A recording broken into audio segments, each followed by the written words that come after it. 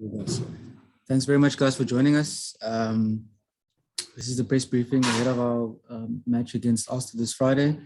I've got Emirates Lions scrum coach Julian Redelinghuys and prop forward Sithole. They'll be answering your questions today, so the floor is open. Thank you.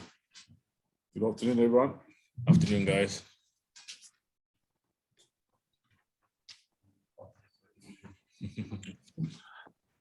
Hi, Julian. Hi, Steve. I guess I'll start off. I'm going to start with just a question on the scrums.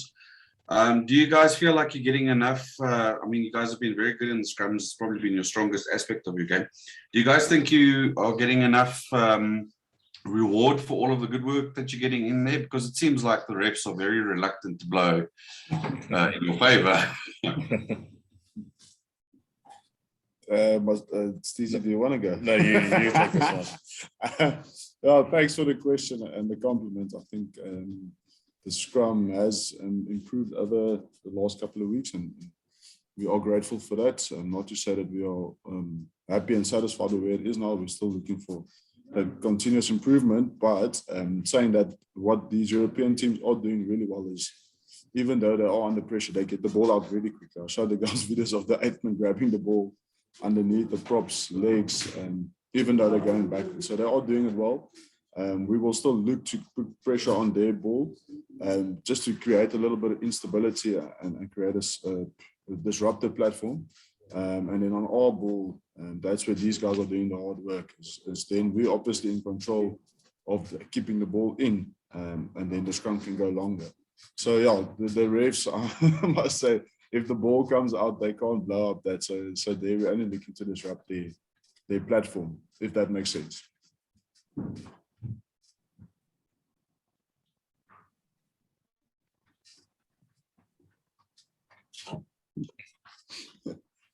I must say, these virtual flipping meetings doesn't work like that. It's a much better laugh. I think someone's on mute. Steve, the Yes. difference between scrumming on the artificial pitches and the pitches that you known to or used to in South Africa, is it a big difference, and how do you adapt? It's not a big difference. I think the biggest difference is probably the load on your calves. I think you gotta use slightly shorter studs because the studs don't actually dig in as deep on a artificial pitch.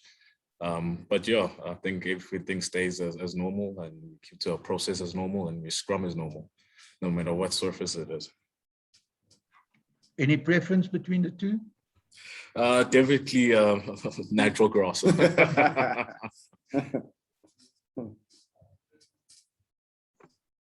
Afternoon, guys. Question for both of you, and it's to do with whether you can give us a sense of, is there a difference between that you've picked up, and I know it's only 3 rounds in, scrumming in the URC and scrumming what you used to be, well, what you were used to in Super Rugby. Often it was said that Australian teams, for instance, weren't that interested in engaging in long, protracted scrum battles. And it seems now some European teams are like that as well. Do you find that surprising at all? Steve, you go first. I don't think it's surprising. I think every team plays to their strengths and what's working for them on that day. So if they feel they're strong on the set piece, I think they'll stick to it. If not, I think they want to get the ball quick and out to play. So yeah, that's my take on it. Yeah, I feel these guys are smart. I think when they feel they're under pressure, they'll get the ball in and out quickly. They've got good systems to get the ball out quickly. But I had a look at Ulster's games last and against Zebra. I think they scrummed for 7 minutes. They just kept going for the scrum, So I think, like Stevie said, it's dependent on their strengths and how they back themselves in that specific facet. But yeah, it's nice to scrum against different teams. I think we've had the Bulls, the Sharks, the Prophets, Pumas, Griquas, and it's nice to scrum against different teams now. And test yourself against the best, because now you're playing against international guys. So I think that's invaluable for these guys, is to scrum against different guys, against different packs, different individuals. So I think that's the lacker part about this URC, which is really exciting for us.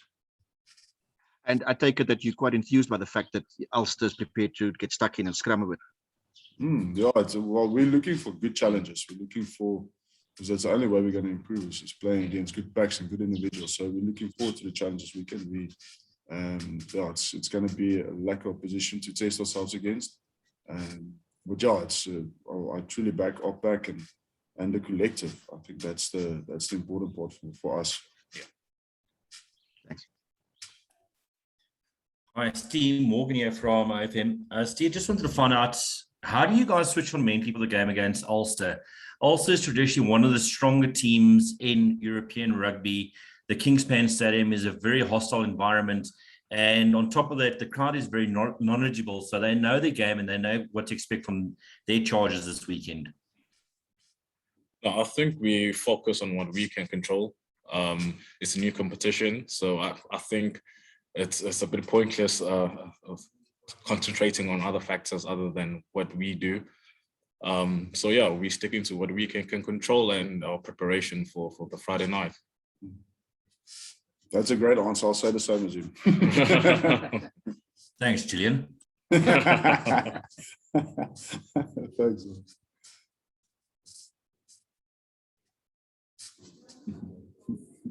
Anything else, guys?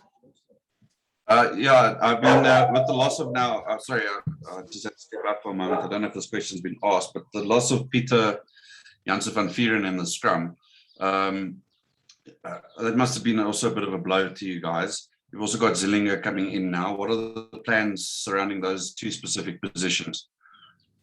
I think the team will get announced a bit later on, so we're not going to. I'm hoping for a bit of insight from you guys. Getting a little bit of a scoop there now, but obviously we've got guys coming in that we're grateful for, guys that's been in the system for a long time, that we are excited about, and we back them. Obviously, it is sad losing Pieter. It's been good to have him in the system now for the last 3 or 4 weeks. Yeah, and I think he's flying out today, so sad for him, but that's rugby, and you get injuries, and then it's another opportunity for someone else. So we're excited for the guys getting the opportunities, but also sad for the guys being injured. I think we've lost Jordan, Eddie, and Pieter on this tour so far. So hopefully that'll be all. But like I said, excited for the other guys coming in that's been in the system for a long time as well. Steve, just on Steve, just on Yanni du Plessis, how fun is it still scrumming alongside the veteran, and how much are you learning from him? I don't think only I'm learning. I think the whole squad is learning from him, especially the props. No, it's funny because I used to watch him as a youngster at school, and I'm playing with him. No, he brings a lot to the pack, and we value him a lot.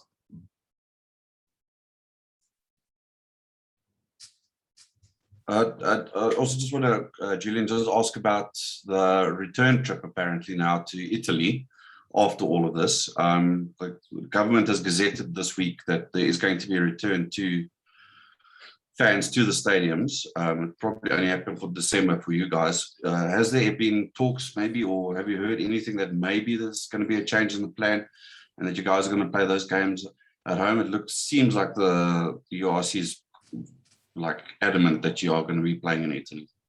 Yeah, to be honest, we don't know too much about that. And like Steve said earlier, we're focusing mainly on this weekend. So whatever's going to happen, I think that's only the 28th of November. So we are quite heavily invested into this week and our preparations for what we can control now. What I will say is I think I look forward to having fans again in South Africa. I think that will be unbelievable, and getting all these teams to come to us as well. Yeah, but whatever is thrown our way, we will handle and we will control what we can control. But I'll say that I think, like Steve will say, it's been nice to play in front of fans again and have people singing, even though they were singing for the wrong team currently.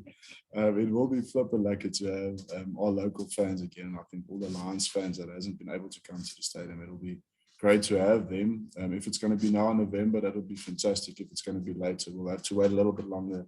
But we're just grateful we can play at the moment. I think for these gents and doing the work between the four white lines, I think we're just grateful we're in a new competition, new exciting things. and having the opportunity to play against international teams, it's a privilege and honor.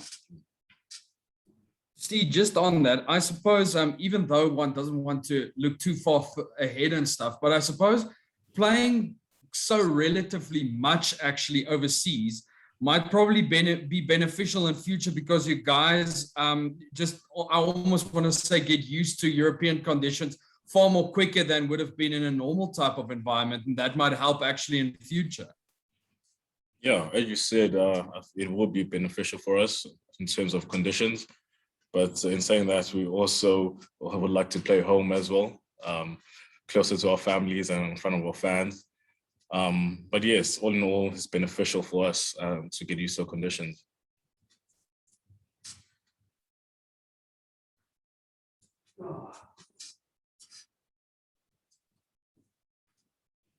Anything else, guys?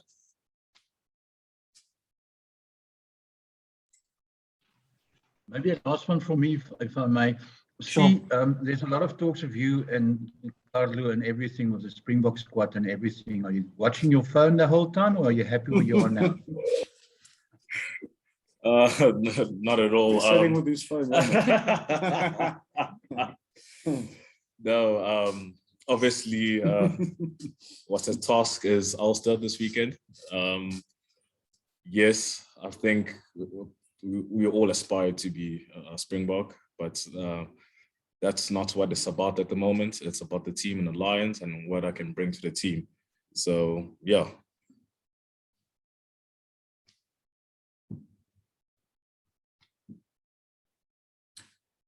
Happy, guys?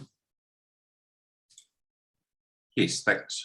Thank you, gents. All the best. Thanks a lot. All the best. Thanks, guys. Thanks very much, guys, for joining us. Thank you. Bye. Thank you. All right. Thanks, Emily. Thank you.